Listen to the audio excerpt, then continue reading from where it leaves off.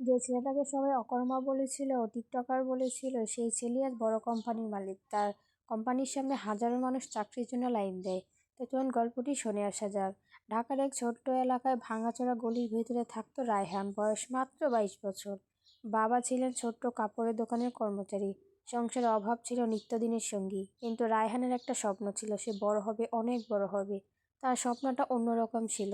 সে চাইতো সোশ্যাল মিডিয়ায় কিছু করতে, বিশেষ করে টিকটকে। কিন্তু এলাকার মানুষ এটা ভালো চোখে দেখতো না। প্রতিদিন সকাল হলে কেউ না কেউ বলতো, এই ছেলে সারাদিন মোবাইল নিয়ে পড়ে থাকে, টিকটক করে মানুষ হয় নাকি? চাকরি বাকরি কিছু করলেও তো পারো, এই ভিডিও বানায়। রায়হান চুপ করে শুনতো, কারণ সে জানতো গরিব মানুষের স্বপ্ন দেখার অধিকার সমাজ সহজে মেনে নেয় না। একদিন দুপুরে বাবা ক্লান্ত শরীরে বাসায় ফিরলেন, হাতে মাত্র 100 টাকা। মা রান্নাঘরে বসে কাঁদছিলেন, ঘরে চাল নেই। তখন বাবা রাগে চিৎকার করে বললেন, তুই সারাদিন ভিডিও করিস, এই চাকরি করতে পারিস না? রায়হান মাথা নিচু করে দাঁড়িয়েছিল, সে কিছুই বলতে পারছিল না। সেই রাতে সে ছাদে গিয়ে একা বসেছিল, চারপাশে অন্ধকার, কিন্তু তার মাথার ভেতরে আগুন জ্বলছিল। সে মনে করে বলল, একদিন আমি প্রমাণ করব এই মোবাইল আমার জীবন বদলাবে। এরপর শুরু হলো তার নতুন যাত্রা। সে প্রতিদিন ভিডিও বানাতে লাগলো, কমেডি, মোটিভেশনাল, ছোট নাটক, সবকিছুই। প্রথমে কেউ দেখতো না, ভিডিওতে 100 ভিউ আসতো না, বন্ধুরা মজা করতো, ওই দেখ ভবিষ্যৎ হিরো, টিকটক স্টার এসেছে। কিন্তু রায়হান থামেনি। একদিন সে একটা ভিডিও বানালো যেখানে গরিব পরিবারের কষ্ট দেখিয়েছিল। ভিডিও শেষে যা বলেছিল, গরিব বলে স্বপ্ন দেখবে না, এটা কে বলেছে? ভিডিওটা রাতারাতি ভাইরাল হয়ে গেল, লাখ লাখ মানুষ ভিডিওটি শেয়ার করলো, হাজার হাজার কন্টেন্ট আসতে লাগলো। কেউ লিখলো, ভাই তোমার গল্পটা আমার জীবনের মতো। কি লিখলো, তুমি একদিন অনেক বড় হবে। প্রথমবারের মতো রায়হান বুঝলো, মানুষ শুধু নাচ গান না, বাস্তব গল্পও দেখতে চায়। এরপর সে নিয়মিত বাস্তব জীবনের গল্প বলতে শুরু করলো। তার ফলোয়ার দ্রুত বাড়তে লাগলো, কয়েক মাসের মধ্যেই তার ফলোয়ার 10 লাখ ছাড়িয়ে গেল।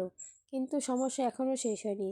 একদিন এলাকার কিছু মানুষ তার বাবাকে বলল, আপনার ছেলে মানুষ হবে না, এখন ভাইরাল হয়েছে, পরে রাস্তায় ঘুরবে। বাবা অবাক, হতাশ হয়ে গেল। বাসায় ফিরে তিনি রায়হানকে বলেন, শেষবারের মতো বলছি, এই চাকরি খোঁজ। রায়হান এবার শান্ত গলায় বলল, বাবা আমাকে 1 বছর সময় দিন। বাবা কিছু না বলে চলে গেলেন। সেই রাতে রায়হান সিদ্ধান্ত নিল, সে শুধু টিকটক ক্রিয়েটর থাকবে না, সে একটি বড় কোম্পানি বানাবে, এমন একটা কোম্পানি যেখানে গরিব ছেলেমেয়েরা কাজ করতে পারবে। কিন্তু সে জানতো না সামনে তার জীবনে কত বড় ঝড় অপেক্ষা করছে। রায়হানের জনপ্রিয়তা দিন দিন বাড়ছিল, বিভিন্ন ব্র্যান্ড তার সঙ্গে কাজ করতে চাইছিল, ছোট ছোট বিজ্ঞাপন থেকে টাকা আয় করতে শুরু করলো। বাসার অবস্থা একটু ভালো হতে লাগলো, মা মুখে হাসি ফিরলো। কিন্তু সাফল্যের সঙ্গে সঙ্গে শত্রুও বাড়তে লাগলো। তার সবচেয়ে কাছের বন্ধু সজীব সবসময় তার পাশে থাকার অভিনয় করত, ভিডিও, স্টক, আইডিয়া সবকিছুতে সাহায্য করত। রায়হান তাকে ভাইয়ের মতো বিশ্বাস করত। একদিন সজীব বলল, ভাই আমার একটি মিডিয়া কোম্পানি খুলতে পারি, তুই ফেমাস, আমি ম্যানেজ করব। রায়হান রাজি হয়ে গেল। তার ছোট্ট একটা অফিস নিল, কয়েকজন কর্মচারীও রাখলো। রায়হান স্বপ্ন দেখতে শুরু করলো, এটা একদিন দেশের সবচেয়ে বড় ডিজিটাল কোম্পানি হবে। কিন্তু সে বুঝতে পারেনি তার সবচেয়ে বড় শত্রু তার পাশেই বসে আসে। সজীব ধীরে ধীরে কোম্পানির সব টাকা নিয়ে নিজের নিয়ন্ত্রণ নিতে লাগলো, বিভিন্ন ব্র্যান্ডের টাকা লুকিয়ে ফেলতো, কর্মচারীদের বলতো সবকিছু আমিই সামলাই। রায়হান কন্টেন্ট বানাতো নিয়েই ব্যস্ত থাকতো, সে ব্যবসা হিসাব বুঝতো না। একদিন হঠাৎ অফিস গিয়ে সে দেখলো তালা ঝুলছে, ফোন করলে সজীব নম্বর বন্ধ, ব্যাংক অ্যাকাউন্টও প্রায় খালি।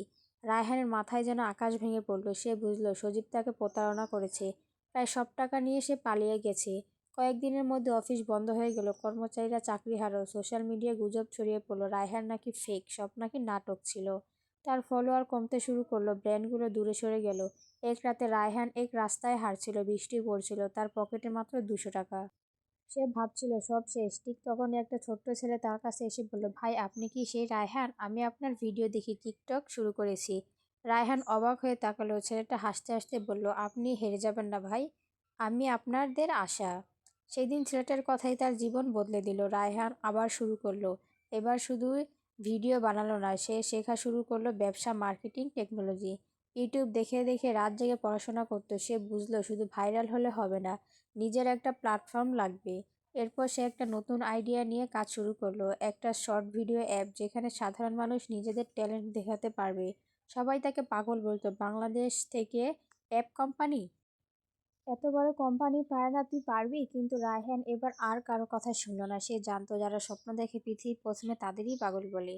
রায়হান বাসায় পুরনো কম্পিউটার দিয়ে অ্যাপ বানানোর কাজ শুরু করলো। তার সঙ্গে ছিল মাত্র 2 জন তরুণ প্রোগ্রামার। অফিস বলতে ছোট্ট একটা রুম, গরমে ফ্যানও ঠিকমতো চলে না। তারা দিনে 18 ঘন্টা কাজ করতো। কখনো কখনো খাবার কেনারও টাকা থাকতো না, কিন্তু স্বপ্নটা ছিল বিশাল। 6 মাস পর তারা অ্যাপের প্রথম ভার্সন শুরু করলো, নাম দিল ভিভো শট। প্রথমে কেউ ডাউনলোড করো না, সবাই বলল আরেকটা ফেক প্রজেক্ট।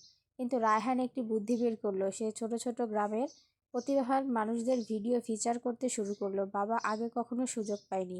এক বৃদ্ধ বাঁশি বাজাতেন, তার ভিডিও ভাইরাল হলো। এক রিক্সাচালকের গাল ভাইরাল হলো। এক গ্রামের মেয়ের আঁকা ছবি কোনো মানুষ দেখলো।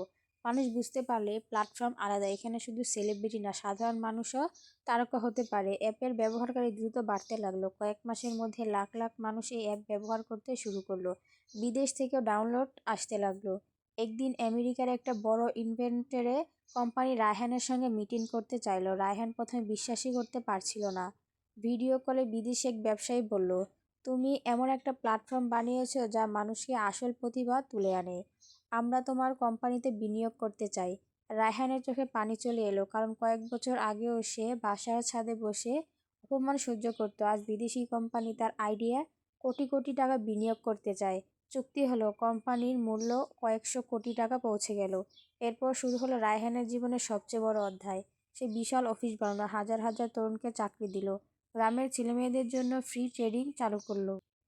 একদিন সে এলাকার মানুষ যারা আগে বলতো টিকটক করে কেউ কিছু করতে পারে না, তারাই এখন বলতো রায়হান আমাদের এলাকার গর্ব। কিন্তু রায়হান বদলায়নি। সে এখনো পুরনো বন্ধুদের সঙ্গে চা খেত, মায়ের হাতে রান্না খেত, আবার পাশে বসে গল্প করত। এক রাতে বাবার দিকে তাকিয়ে বললেন, আমি ভুল ছিলাম বাবা। রায়হান বাবার হাত ধরে বলল, আপনি ভুল ছিলেন না, আপনি ভয় পেয়েছিলেন। বাবার চোখ ভিজে গেল। ঠিক তখন নতুন বিপদ সামনে এলো। ভিভা শট এখন আন্তর্জাতিক পর্যায়ে পরিচিত।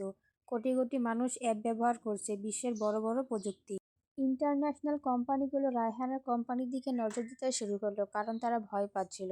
একসময় যাকে নিয়ে হাসাহাসি করা হয়েছিল, সেই ছেলেটা এখন তাদের প্রতিদ্বন্দ্বী।